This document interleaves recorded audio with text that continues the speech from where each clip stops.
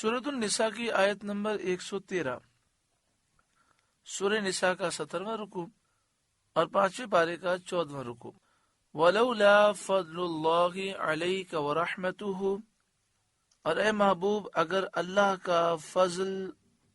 اور اس کی رحمت تم پر نہ ہوتی، یعنی اللہ تعالی نے آپ کو نبی بنایا، معصوم بنایا اور اپنے رازوں پر آپ کو اطلاع دی، اگر یہ اللہ کا فضل اور اللہ کی رحمت آپ پر نہ ہوتی، لَهَمَّتْ طَائِفَةٌ مِّنْهُمْ أَن يُضِلُّوكَ، تو ان میں سے کچھ لوگ یہ چاہتے کہ تمہیں دھوکہ دے دیں، لیکن آپ اللہ کے نبی ہیں، آپ معصوم ہیں، آپ کو اللہ نے علم غیب عطا فرمایا، اپنے رازوں پر مطلع فرمایا، لہذا وہ دھوکہ آپ کو نہیں دے سکتے۔ وَمَا يُضِلُّونَ إِلَّا أَنفُسَهُمْ، وہ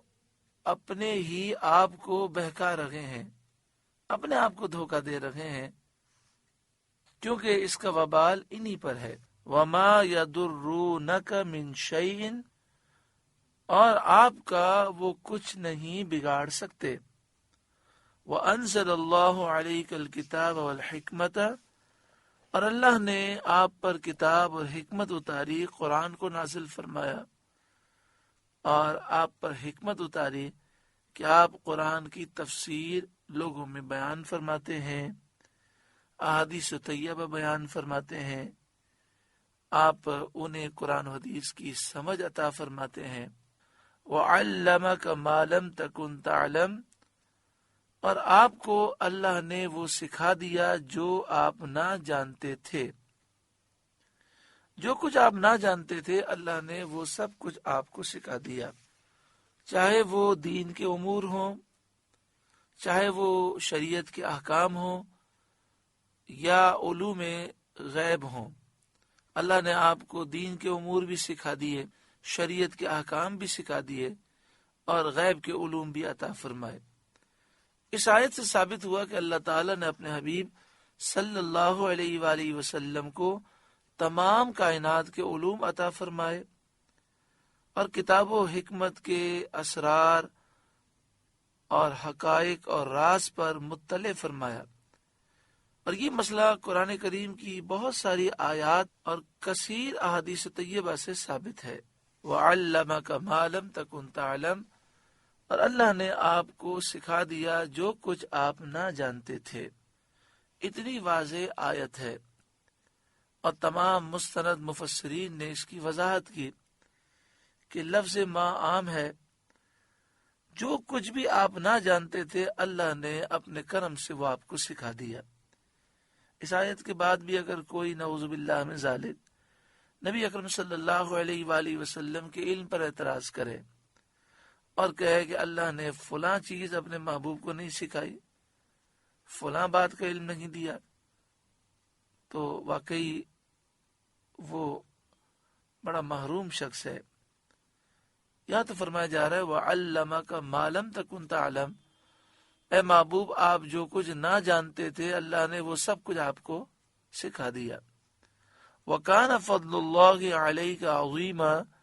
اور اللہ کا آپ پر بڑا فضل ہے، کیونکہ اللہ نے آپ کو ہمیشہ کے لیے معصوم کیا ہے، آپ گناہوں سے معصوم ہیں، محفوظ ہیں، بلکہ معصوموں کے سردار ہیں۔ لا خیر فی کثیر من نجواہم،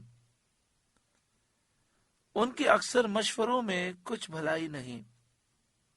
لوگ آپس میں بیٹھتے ہیں، باتیں کرتے ہیں، مشورے کرتے ہیں، سرگوشیاں کرتے ہیں، ان میں کوئی بھلائی کی بات نہیں ہوتی۔ الا، مگر بھلائی کس صورت میں ہے؟ من امر بصدقۃ، جو صدقے خیرات کا حکم دے، کسی کو ترغیب دے، یعنی کوئی ایسی بات کرے کہ کسی کو سمجھائے، کسی کو ابھارے کہ اللہ کی راہ میں مال خرچ کرو، فلاں کی مدد کرو، صدقہ خیرات کی ترغیب دینا، اس طرح کی باتوں میں خیر ہے۔ او معروف، یا اچھی بات کرنے کا حکم دے، نیکی کا کام لوگوں کو بتائے، او اصلاح بین الناس یا لوگوں میں صلح کرنے کا حکم دے۔ یعنی بتایا گیا کہ لوگ اکثر باتیں کرتے ہیں، باتیں فضول ہوتی ہیں اور بہت ساری باتیں گناہ کی ہوتی ہیں۔ انسان کو چاہیے کہ وہ اچھی باتیں کرے، اچھی باتوں کو سمجھایا گیا،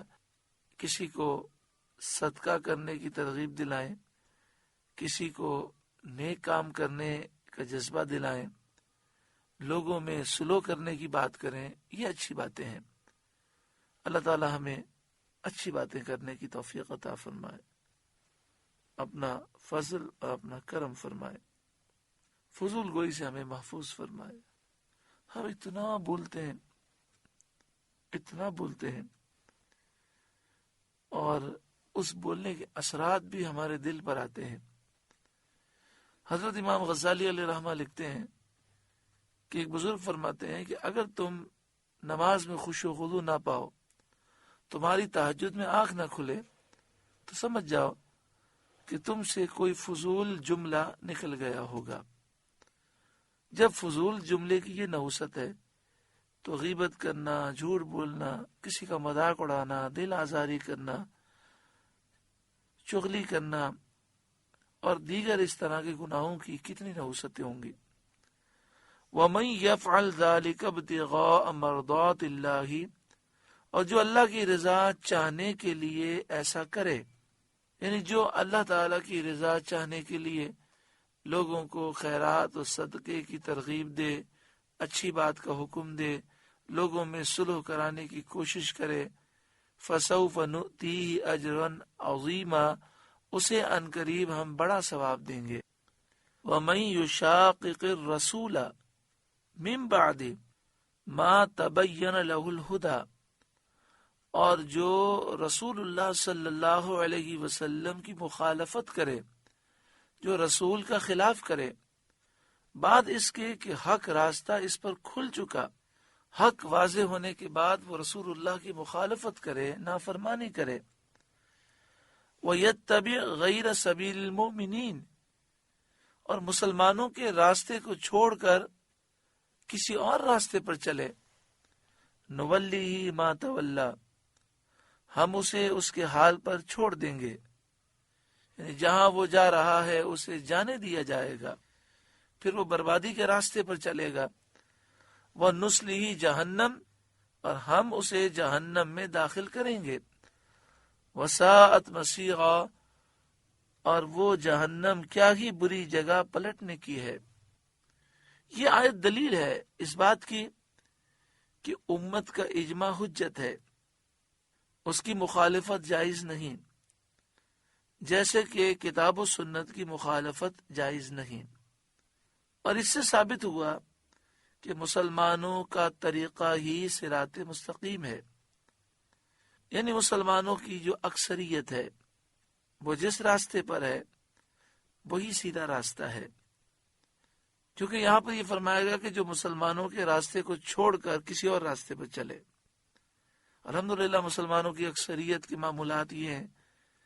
کہ ربیع الاول شریف میں وہ چراغاں کرتے ہیں، محافل میلاد منعقد کرتے ہیں، کھڑے ہو کے صلاۃ و سلام پڑھتے ہیں، اگر موئے مبارک شریف اور دیگر تبرکات کی زیارت میسر آتی ہے تو زیارت کرتے ہیں، اس مبارک مہینے میں درود و سلام کی کثرت کرتے ہیں۔ اس کے علاوہ مسلمانوں کے معمولات یہ ہیں کہ وہ انبیاء سے، اولیاء سے پیار کرتے ہیں، ان کی طاقت، ان کی قدرت، ان کے مقام مرتبے کو تسلیم کرتے ہیں، اللہ کی بارگاہ میں انہیں وسیلہ بناتے ہیں، مزارات کی تعظیم کرتے ہیں، عرس منعقد کرتے ہیں، اور اس عرس میں جو صحیح طریقہ ہے کہ بزرگ کا دن منایا جائے، قرآن خوانی ہو، درود و سلام کی محفلیں ہوں، درس قرآن و حدیث ہوں، دعائیں مانگی جائیں، مسلمانوں میں کھانا تقسیم کیا جائے، مسلمانوں کو دین کی طرف راغب کیا جائے، تو یہ وہ طریقے ہیں جو عام مسلمانوں کے طریقے ہیں، اور مسلمانوں کا طریقہ ہی صراط مستقیم ہے۔ حدیث شریف میں وارد ہوا کہ جماعت پر اللہ کا ہاتھ ہے، یعنی اللہ کا دست قدرت، اللہ کا دست رحمت مسلمانوں کے سب سے بڑے گروہ پر ہے، الحمدللہ آپ دیکھیں پوری دنیا میں محفل میلاد منعقد ہوتی ہیں، پوری دنیا میں، مکہ شریف مدینہ شریف میں بدعقیدہ لوگوں کی طرف سے پابندیاں ہیں، لیکن پھر بھی گھروں میں محفل میلاد ہوتی ہیں۔ آپ نیٹ پر اگر سرچ کریں اور محفل میلاد ان ورڈ لکھیں تو آپ کو دنیا کے ہر ملک کی عظیم الشان محفل میلاد، جلوس، یہ سب انشاءاللہ تعالی ویڈیوز کی شکل میں، خبروں کی شکل میں، تصویروں کی شکل میں ملے گا۔ تو الحمدللہ ہم صراط مستقیم پر ہیں۔ ایک اور حدیث میں ہے کہ سواد اعظم یعنی بڑی جماعت کا اتباع کرو، مسلمانوں کے سب سے بڑے گروہ کے پیچھے چلو۔ جو جماعت مسلمین سے جدا ہوا وہ دزخی ہے۔ اس سے واضح ہے کہ حق مذہب اہل سنت و جماعت ہے۔ تو الحمدللہ مسلمانوں کی اکثریت حضور سے محبت کرنے والی ہے، اور ان کا طریقہ حضور کی تعظیم، توقیر اور حضور کی شان و عظمت کو بیان کرنا ہے۔ اللہ تعالیٰ اسی درست عقیدے پر ہمیشہ ہمیں ثابت قدمی عطا فرمائے۔ آپ سے گزارش ہے کہ قرآن کے اس پیغام کو آگے پہنچا کر ثواب جاریہ حاصل کریں۔